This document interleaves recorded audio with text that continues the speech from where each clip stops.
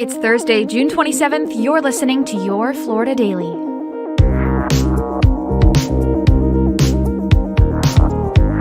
I'm Katrina Scales. A jury has recommended a former prison guard trainee be sentenced to death for his execution-style murders of 5 women inside a Florida bank 5 years ago. Detectives say it was a massacre that fulfilled his long-stated desire to kill. Zephan Zaver was 27 when he shot all 5 women in the back of the head at the SunTrust Bank in Sebring. Jurors voted 9-3 to recommend Zaver for the death penalty, while the final decision, though, rests with the judge. Under a 2023 Florida law, the jury only had to have a supermajority favoring the death penalty for the judge to impose that sentence. State law had previously required a unanimous jury recommendation for a judge to impose death. But Governor Ron DeSantis and the legislature changed it after a jury vote spared the Parkland school shooter. Zaver's victims included customer Cynthia Watson, just married less than a month, bank teller Marisol Lopez, a mother of 2, banker trainee Anna Pinton Williams, a 38-year-old mother of 7, bank teller Deborah Cook, a 54-year-old mother of 2 and a grandmother, and banker Jessica Montague, 31 years old, a mother of 1 and a stepmother of 4. Zaver admitted to ordering each woman to lie on the floor as he shot them each in the head. His defense lawyers argued he was mentally ill and never received help. Prosecutors, though, portrayed Zaver as a cold and calculated killer who pretended to hear voices to cover up for his violent impulses.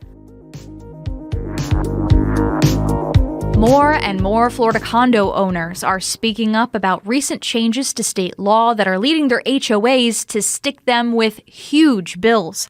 People living at the Surfside Club South complex in Ormond Beach say in just the past few years they've been hit with over $100,000 in special assessments and fees. Their association says the money is needed to pay for mandatory inspections and a mandate that financial reserves be fully funded.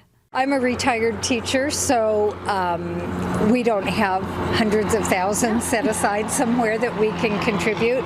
So it put me in a position where I needed to return to work. Realtors say the changes are leading to more people putting their condos on the market, but many are hesitant to buy because they're afraid of getting stuck with those huge bills.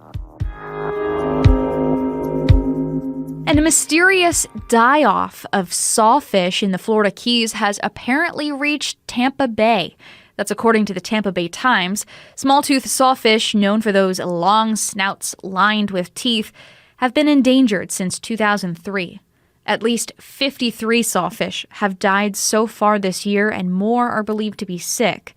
Other species, including stingrays, sharks, and groupers, have also been affected, with observers reporting abnormal behavior, such as fish spinning and swirling erratically. Scientists told the Times they're looking at algal blooms as a potential cause of the die-off, but they don't think the disease is spreading north to Tampa. Rather, the fish are getting sick in the Florida Keys and swimming north for the summer. Find these top stories along with breaking news, weather, and traffic all day on clickorlando.com. And now, a completely random Florida fact.